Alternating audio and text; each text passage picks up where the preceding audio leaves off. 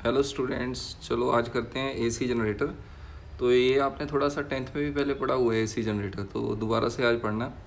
तो सबसे पहले इसका प्रिंसिपल जो है ऑल्टरनेटर का, एसी जनरेटर का अनदर नेम है ऑल्टरनेटर, ठीक है। तो अगर आपको कोई कह दे भाई एक्सप्लेन करो ऑल्टरनेटर, तो ऑल्टरनेटर और एसी जनरेटर दोनों एक ही चीज़ है, ठीक है।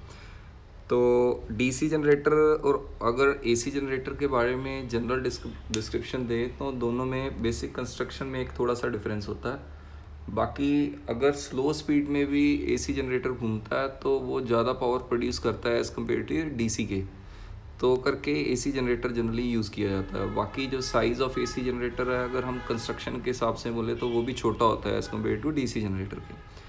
तो अभी सबसे पहले what is the basic principle of AC generator, that is electromagnetic induction. ये चैप्टर का ही नाम है, देखो EMI, this is the name of the chapter. तो इसकी डेफिनेशन यही है, whenever there is change in magnetic flux with the coil and induced EMF is produced in it, ठीक है। जब भी किसी के साथ, किसी सर्किट या किसी कॉयल के साथ अगर हमारी मैग्नेटिक फ्लक्स चेंज होता है तो उसमें इंड्यूस्ड EMF प्रोड्यूस हो जाती है, that is the basic principal. तो सबसे पहले आप प्रिंसिपल को याद करें। प्रिंसिपल के बाद कंस्ट्रक्शन देखते हैं। तो कंस्ट्रक्शन में सबसे पहले जो हमारा है वो फील्ड मैग्नेट है। फील्ड मैग्नेट मतलब ये जो दो मैंने मैग्नेटिक पोल शो किए हैं इनको हम फील्ड मैग्नेट कहते हैं। तो ये फील्ड मैग्नेट दोनों तरीके के हो सकते हैं, जैसे मैंने लिखा है field magnet, it is a permanent magnet और it is a powerful electromagnet. यहाँ पर मैं लिखना भूल गया, यहाँ पर मैंने क्या डालना था, पावरफुल इलेक्ट्रोमैग्नेट, ठीक है। तो ये आपको क्लियर होना चाहिए। इलेक्ट्रोमैग्नेट मतलब ये टेम्परेरी मैग्नेट होगा, तो आप इसको मतलब करंट दे के मैग्नेटाइज कर सकते हैं। तो जनरली अगर मैं आम बात करूं, जो फील्ड मैग्नेट होता है वो दोनों का कॉम्बिनेशन ही होता है, उसमें थोड़ा सा परमानेंट मैग्नेट तो लगा ही होता है। जब परमानेंट मैग्नेट के कारण थोड़ा सा इसमें इंड्यूस्ड EMF प्रोड्यूस हो जाता है इस लूप में, इस वायर में, तो वही करंट थोड़ा सा हम बाईपास कर देते हैं। ये जो दो पोल होते हैं इन दोनों में ये करंट चला जाता है, जिससे वो इलेक्ट्रोमैग्नेट बन जाता है। सर ये नहीं समझ आया, इसकी आउटपुट इसमें ऐसे जाएगी, वो देखो बेसिक डायग्राम में नहीं बनाऊंगा, वो इधर से ही लोड से ही आउटपुट जाएगा उसका। तो आउटपुट जाके ये इन दोनों को मैग्नेटाइज कर देगा, नॉर्थ और साउथ पोल बना देगा। वो करंट के हिसाब से करंट की डायरेक्शन जैसे इसकी लूपिंग करेंगे। अगर सपोज इसको यूं गोल गोल घुमा दिया तो मैं इसको ऐसे यूं पकड़ूँ तो ये नॉर्थ पोल बन जाएगा, और ये ऐसे ही इसको भी यूं घुमा देंगे तो ये साउथ पोल बनेगा, ये नॉर्थ हो जाएगा और ये साउथ हो जाएगा। तो इसमें ज़्यादा कन्फ्यूज़ मत हो। तो दोबारा से रिपीट करता हूँ, this is a generally permanent magnet, और कई बार ये इलेक्ट्रोमैग्नेटिक भी हो सकता है और इसकी मैग्नेटिक फील्ड स्ट्रांग होती है। After the field magnet, another thing that it consists is known as armature।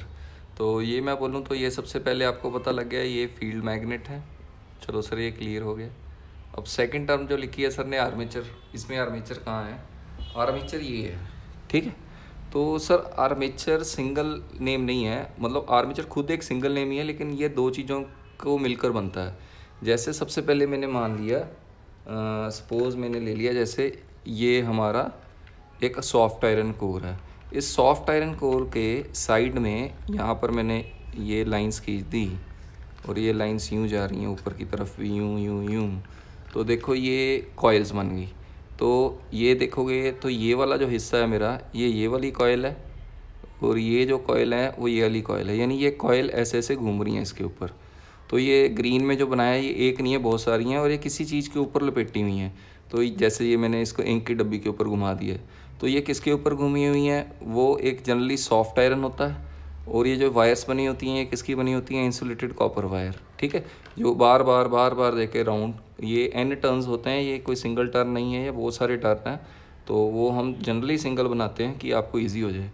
और एक चीज़ और आपको इसमें याद करनी पड़ने की, जो आर्मेचर जब रोटेट होता है तो आर्मेचर को जब रोटेट करते हैं तो ये जो इसकी मैग्नेटिक फील्ड है और आर्मेचर की ये जो रोटेशनल एक्सिस है, हमेशा इन दोनों में एंगल 90 डिग्री होता है, ठीक है। तो ये जब रोटेट करेगी, सपोज मैंने मान लिया ये यूँ घूम रही है, तो मैंने इसका नाम भी रख देते हैं, हम कोई नाम रख देते हैं इसका, PQRS रख देते हैं। तो इसका नाम PQRS रख दिया। सपोज मैंने मान लिया ये जो कॉयल है यूँ करके यूँ R नीचे जा रहा है और PQ ऊपर आ रहा है, कुछ ऐसे। तो हर एक पोजीशन पे जो एक्सिस ऑफ कॉयल, यानी जो ये एक्सिस ऑफ कॉयल है वो हमेशा मैग्नेटिक फील्ड के परपेंडिकुलर होगी।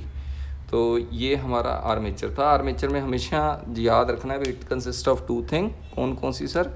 एक तो कॉपर वायर है और दूसरा सर सॉफ्ट आयरन है, ठीक है। तो ये दोनों चीज़ें आपने याद करनी है। Now the slip rings. इसके बाद जब हम आर्मेचर कॉइल की बात करते हैं तो ये दो स्लिप रिंग हैं, ये और ये दोनों सिलेंड्रिकल शेप में होते हैं। और ये इसकी शाफ्ट के साथ, ये देखो, ये ध्यान से देखना है, ये आपने ये जो ग्रीन वाला एज है ये इस स्लिप रिंग 1 के साथ कनेक्ट कर दिया है, और जो दूसरा है वो स्लिप रिंग जो है उसके 1 के बिल्कुल सेंटर में से निकलता हुआ, जो कि इसके साथ कांटेक्ट में नहीं आया, बीच में से निकल के स्लिप रिंग 2 के साथ कनेक्ट हो गया।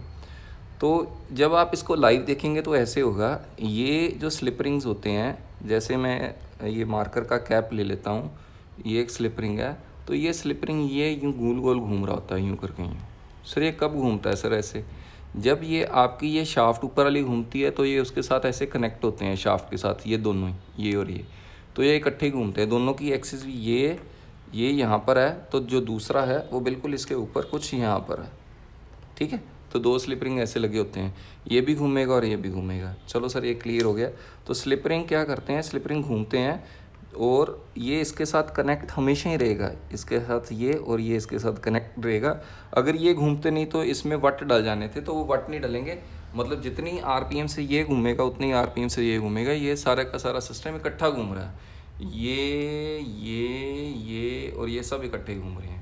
चलो सर, तो ये स्लिप रिंग्स के बारे में पढ़ लेते हैं एक बार। The two ends of the armature coil are connected coaxial brass rings, ये ब्रास के बने हैं, S1 एंड S2 इनका नाम रख दिया। As the armature and slip rings are on the same shaft, वो सेम शाफ्ट पे है, तो अगर शाफ्ट सेम है तो दोनों की रोटेशन स्पीड सेम होगी, they are rotated with the same speed.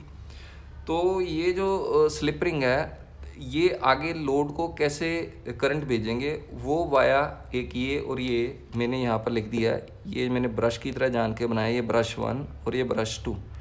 ये ब्रश क्या होते हैं? ब्रश क्या करते हैं, ये स्लिप रिंग घूमता है, तो इस स्लिप रिंग को मैंने मान लिया, जैसे ये स्लिप रिंग है, तो ब्रश मान लीजिए, ब्रश अपना मैं फिंगर मान रहा हूँ, तो ये फिंगर ने इसको यूँ करके प्रेस कर दिया, तो अभी ये प्रेस्ड ही रहेगा, ये अब ये घूमता रहेगा, और देखो ये प्रेस का प्रेस ही है।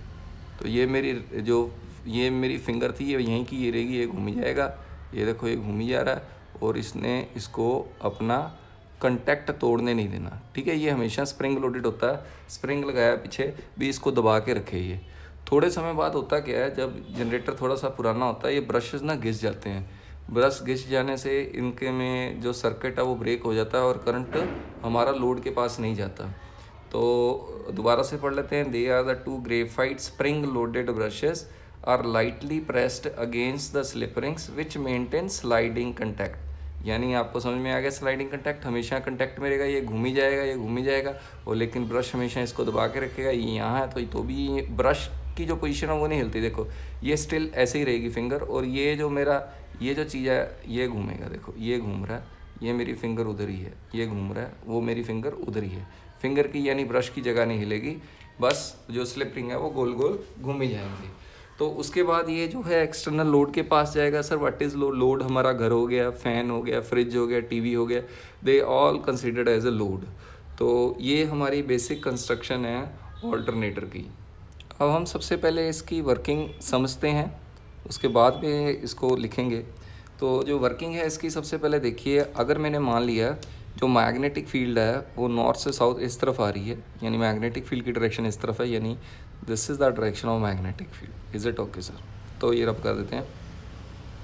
अभी मैंने मान लिया ये कुछ यूँ करके यूँ घूम रहा है, यानी मैंने माना ये जो है बाहर की तरफ आ रहा है और ये अंदर जा रहा है। यानी अगर मैं ये दोनों को कॉइल मान लूँ यूँ करके यूँ, तो ये जो कॉइल है ये यूँ घूम रही है, लाइक दिस वन, यूँ, थोड़ी देर बाद यूँ घूमेगी लाइक दिस वन। यानी देखो ब्लैक पेन मेरा PQ मान लो, जो मेरा PQ है वो भी और RS दोनों पैरेलल हैं।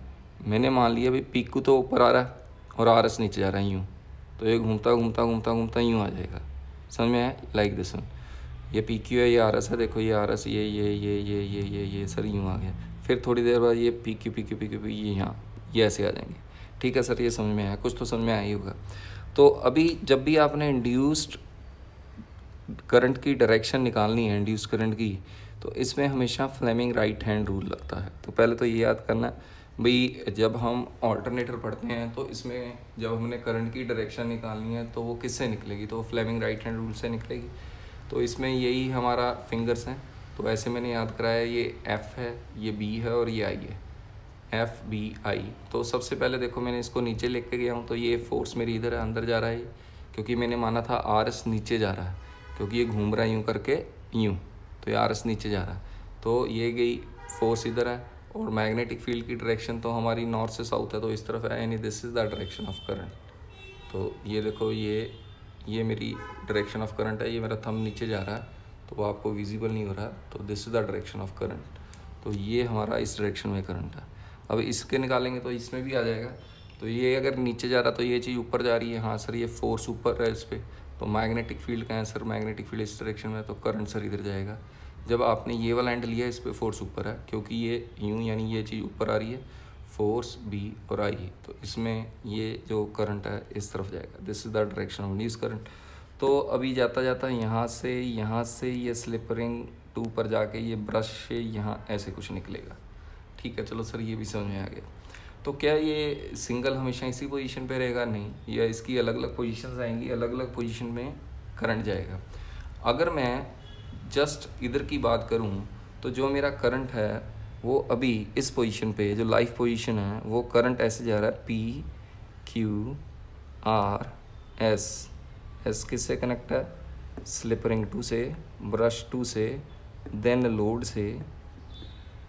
लोड से किस में है? B1 में आ गया, और B1 के बाद किधर आ गया? S1 में आ गया, और S1 से दोबारा P को कनेक्ट हो गया। चलो सर ये समझ में आ गया। अगर मैं इसकी 180 डिग्री की रोटेशन बता दूँ, मैंने मान लिया ये जो PQ है घूम के इधर आ गया और SR इधर आ गया, तो क्या होगा? तो डायरेक्शन ऑफ करंट क्या होगा? तो ये चीज़ ज़रूर समझने वाली है टीचर को। जहाँ तो इसके 5 डायग्राम्स हैं, 4 और 5 वो इकट्ठे बना दो, उससे भी क्लियर हो जाएगा। जहाँ ये फर्स्ट डायग्राम लेके ये अब अपने आप लिख लेना, ठीक है। मैं सेकंड डायग्राम बिल्कुल इधर ही बना देता हूँ।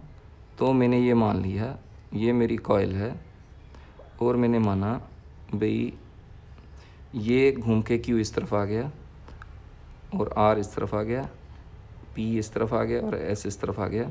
ये जो कनेक्ट है, जो P मेरा कनेक्ट है वो स्लिप रिंग 1 से कनेक्टेड है, तो ये स्लिप रिंग 1 से है, और ये स्लिप रिंग 2 से है। S जो मेरा कनेक्ट है देखो बीच में से निकल के S2 से कनेक्ट है। चलो सर ठीक है।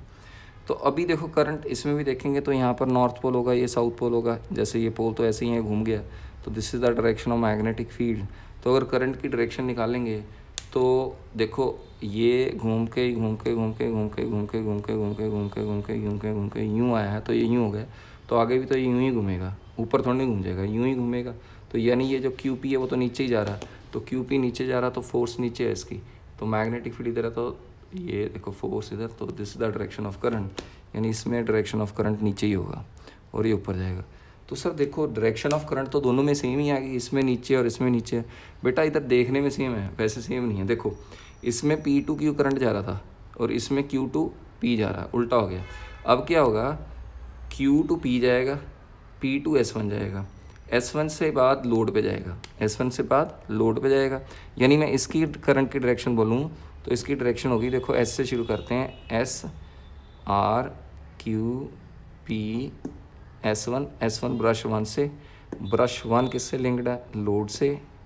लोड किससे कनेक्ट है? ब्रश 2 से। ब्रश 2 किससे कनेक्ट है? S2 से। S2 किसके साथ कनेक्ट है? S के साथ है। देखो अब इसमें जो करंट था वो ब्रश 1 से ब्रश 2 की तरफ जा रहा है लोड से, और इधर जो पहला केस था उसमें ब्रश 2 से ब्रश 1 में जा रहा था लोड की तरफ, यानी डायरेक्शन ऑफ करंट लोड में उल्टा हो गया। तो यानी ये ऑल्टरनेटिंग करंट है। 180 डिग्री के बाद देखो करंट की जस्ट डायरेक्शन बिल्कुल अपोजिट होगी। ये हमने डायग्रामेटिकली समझा, ठीक है। अब हम इसको ग्राफ के तरीके से समझेंगे भी। ग्राफ के तरीके से पहले हम इसका एनालिटिकल ट्रीटमेंट करेंगे, फिर उसके बारे में ग्राफ समझेंगे। सपोज़ मैंने मान लिया भी ये हमारी कॉइल है, ठीक है। हम ऐसे जनरल जल्दी से डायग्राम बना लेते हैं रफ सा, ठीक है सर। मैंने मान लिया ये मैग्नेटिक फील्ड है और ये इसका एरिया वेक्टर है, ठीक है। और इन दोनों में एंगल थीटा है। Theta equal to omega T चलता है, जैसे S equal to U T होता है वैसे इसमें एस की जगह हम ले लेते हैं थीटा, इनिशियल वेलोसिटी की जगह एंगुलर वेलोसिटी इंटू टी। जब क्योंकि ये रोटेट कर रहा है तो रोटेशन की आपको एंगुलर वेलोसिटी गिवन होगी, तो किसी टाइम पे उसका एंगल थीटा बन जाएगा। चलो सर ये समझ में आ गया। तो what is the flux linked at this position? Flux is B dot A. चलो सर ये तो हमें क्लियर है, बी डॉट ए होता है। तो B dot A is B A cos theta, तो कॉस थीटा की जगह कॉस ओमेगा टी डालेंगे। तो सर ये इसमें नंबर ऑफ़ टर्न्स लेने ज़रूरी हैं। हाँ बेटा, इसमें n नंबर ऑफ़ टर्न्स हैं, तो यानी जो हमारा नेट फ्लक्स है वो N B A cos omega T होगा। ठीक है सर, ये क्लियर है।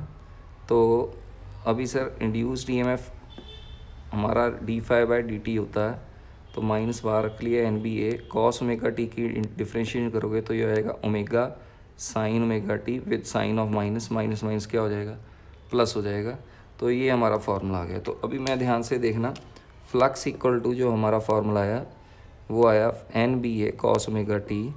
तो इसको टीचर कहीं ऐसे लिख देते हैं, कंफ्यूज नहीं होना, phi equal to phi naught cos omega T. तो दिस इज़ मैक्सिमम फ्लक्स। ठीक है, दिस इज मैक्सिमम फ्लक्स। चलो सर ये याद हो जाएगा हमें। तो सिमिलरली अगर इंड्यूस्ड ईएमएफ की बात करें तो इंड्यूस्ड ईएमएफ में कितना आ जाएगा, E equal to N B A omega sine omega T है, तो इसमें ई इक्वल टू वो ई नॉट डाल देंगे साइन ओमेगा टी। तो what is the value of E naught? This is maximum induced EMF is N B A omega. तो ये हमारे दो एक्सप्रेशन आ गए, मैक्सिमम फ्लक्स और मैक्सिमम ईएमएफ के। चलो सर ये हमें क्लियर है। ठीक है। अच्छा स्टूडेंट्स, अभी क्या करना है आपने, थोड़ा सा ध्यान देना है इसमें। ठीक है, तो ऐसे अभी मैंने ये मान लिया, ये जो आपको ये जो नज़र आ रही है डायग्राम, ये है, एक काम करता हूँ, इसको मैं रेड कलर से बना देता हूँ, इसको भी रेड कलर से बना देता हूँ। सर ये रेड कलर क्यों बना रहे हैं ये बताएंगे आपको, ठीक है, क्योंकि आपको कन्फ्यूज़न ना हो तो करके बना रहे हैं। ये देखो इसमें क्या है, मैंने मान लिया ये जो रेड कलर है ये आउटसाइड है, यानी ये बाहर की तरफ है। यानी अगर मैं बोलूँ, अगर आप बच्चे पूछें भाई सर अगर ये मेरा हैंड डायग्राम में नज़र आ रहा है तो सर एक तो सर ये क्यूपी है और एक सर ये जो पीछे है ये आर एस है। देखो यूँ करके, यूँ दोबारा से, ये क्यूपी है और ये आर एस है। तो ये क्यूपी जो रेड कलर है मैंने फ्रंट में बना दिया, ये यूँ घूमेगा। तो ये क्यूपी अभी ऐसे है इस पोजीशन में, ये देखो ये मैग्नेटिक फील्ड बिल्कुल सीधी आ रही है, यानी मैग्नेटिक फील्ड और एरिया वेक्टर के साथ एंगल 0 डिग्री है। सर समझ में नहीं आया? दोबारा से, मेरे पास आज मोबाइल नहीं है, अगर मोबाइल होता तो ज़्यादा इजी हो जाता, तो जो मेरे पास है वो मैं यूज़ करता हूँ। सपोज़ मैंने मान लिया ये ऐसे है इस पोजीशन में, तो ये मेरा क्यू है और ये मेरा पी है और इसके नीचे ये मेरे एस आर है। अभी ये यूँ घूमेगा, देखो ये क्यू पी है ना, ये क्यू पी घूमता घूमता घूमता ये क्यू आ गया, तो ये एंड मेरा क्यू हो गया सेकंड में, और ये मेरा आर हो गया, ये वाला डायग्राम क्यू और आर। अब सर क्यू आर ये, और देखो इस केस में इसका एरिया वेक्टर ऊपर की तरफ है और मैग्नेटिक फील्ड तो सीधी जा रही है। देखो इसका एरिया वेक्टर दूसरे डायग्राम में बोलेंगे, मैं ऐसे रखता हूँ, इस डायग्राम में एरिया वेक्टर तो इसका बाहर है, मैग्नेटिक फील्ड तो इधर है, यानी इस केस में मैग्नेटिक फील्ड इधर है और एरिया वेक्टर बाहर है, यानी इधर थीटा जो है वो 90 डिग्री है, इधर से थीटा 0 डिग्री था। 0 डिग्री क्लियर हो गया, ये यूँ था, ठीक है, बिल्कुल सीधा। तो इसका एरिया वेक्टर बिल्कुल बाहर जा रहा था यूँ करके यूँ, और मैग्नेटिक फील्ड भी इधर थी, क्यू पी इधर घूम गया, तो ये दूसरा डायग्राम हो गया। तो ये क्यू है और ये आर है। अभी ये यूँ घूम गया, देखो ये क्यू पीछे जाता हुआ और ये आर आगे आ गया, तो ये डायग्राम हो गया। तो इसमें ये 90 डिग्री और घूम गया, ये 180 है, सिमिलरली ये 270 और ये 360 डिग्री हो जाएगा। तो ये घुमाना ही है बार बार, ये आपको चीज़ समझ में आ गई। चलो सर ये क्लियर है। तो आप क्या करेंगे, इसका पूरा एक नीचे डायग्राम बनाते हैं। हमने यहाँ पर एक लाइन खींच ली, ठीक है, रेफरेंस लाइन खींच लेते हैं। तो ये रेफरेंस लाइन लेनी हमने, ठीक है सर। तो अभी इसमें E इक्वल टू आपने पढ़ा था E naught sine omega T था, तो साइन 0 डालेंगे तो साइन 0 0 आ जाएगा। दूसरे केस में E equal to E naught sine 90 डालेंगे तो E नॉट आ जाएगा। थर्ड केस में E साइन, देखो सब में मैं ये एक्सप्रेशन लगा रहा हूँ, आप गड़बड़ मत करना, यहाँ पर लिख देता हूँ E equal to E naught sine omega T या थीटा। तो theta and omega T are same thing. इसमें साइन 0 है तो साइन 0 0, यानी E नॉट, इसमें E की वैल्यू आएगी 0। इसमें साइन 90 यानी 1 हो गया, यानी E equal to E naught आ जाएगा। इसमें E इक्वल टू दोबारा से 0 आ जाएगा, साइन 180 0 हो जाता। दोबारा 270 डालेंगे तो equal to minus E naught आएगा, और 360 डालेंगे तो दोबारा से 0 आ जाएगा 360 डिग्री में। तो अब डायग्राम ड्रॉ करते हैं। इसकी वैल्यू ई है, इसकी ई नॉट है, इसकी दोबारा 0 है, इसकी माइनस ई नॉट है, और इसकी 0 है। तो सर ये डायग्राम कैसे बनेगा? ये कुछ वेव बनेगी आपकी लाइक दिस वन, कुछ ऐसे, ठीक है सर। ये नज़र नहीं आ रही, चलो अब आ गई नज़र। तो ये माइनस में होगी। This is the alternating current में हमें जो मिला है आउटपुट, वो भी ऑल्टरनेटिंग मिला है। तो ये आपको क्लियर होना चाहिए। तो सर इसकी थ्योरी लिखेंगे? हाँ लिखेंगे। आप कहेंगे इसको आपने रोटेशन दी सच दैट, इसमें करंट की डायरेक्शन देखो, क्योंकि मैंने रोटेशन ऐसे दी है, ये डाउनवर्ड जा रहा है और ये ऊपर की तरफ आ रहा है। इसमें करंट की डायरेक्शन देते हैं, देखो ये मैग्नेटिक फील्ड है और ये डाउनवर्ड जा रहा है, तो ये मैंने अंगूठा अंदर रखा, this is the direction of current, यानी इसमें डायरेक्शन ऑफ करंट यूँ है, ये यूँ जाएगा, और इसमें डायरेक्शन ऑफ करंट भी यूँ है, यूँ जाएगा। तो आप लिख देंगे sir the direction of current. देखो मैंने एस को प्रीवियस डायग्राम में किससे कनेक्ट किया है? S1 से कनेक्ट किया है या S2 से कनेक्ट किया है, फिर वो लोड की तरफ जाएगा। तो ये बाकी आप अपने आप एक्सप्लेन करेंगे। अब अकेली अकेली चीज़ सर ने नहीं लिखानी है, मतलब मैंने कोशिश की आपको सारा समझ में आए। आप ये डायग्राम बना के टीचर्स को बताएंगे भी इस केस में जो डायरेक्शन ऑफ करंट है वो S2 लोड S1 है, जहाँ S1 लोड S2 है। सिमिलरली इसमें उससे जस्ट क्या होगा, अपोजिट होगा। इन दोनों में जीरो हो रहा है क्योंकि जो EMF है वो E not equal to E not sine omega T के बिहेव से वर्क कर रहा है। तो ये थीटा जो ओमेगा टी एक ही चीज़ होती है। अगर आपको क्वेश्चन आए, जो इसका क्वेश्चन आता है पूरे ऑल्टरनेटिव में, सर क्या क्वेश्चन आएगा इसमें क्वेश्चन यही आता है मैक्सिमम EMF, मैक्सिमम कितनी है NBA ओमेगा। तो मैक्सिमम फ्लक्स कितना है सर? मैक्सिमम फ्लक्स है NBA। तो ये दोनों टर्म्स याद होंगी, इसमें न्यूमेरिकल कभी नहीं हटकेगा, क्योंकि अगर अल्टरनेटर का न्यूमेरिकल आया तो 101% इसका ही आएगा। ओके, थैंक यू बेटा।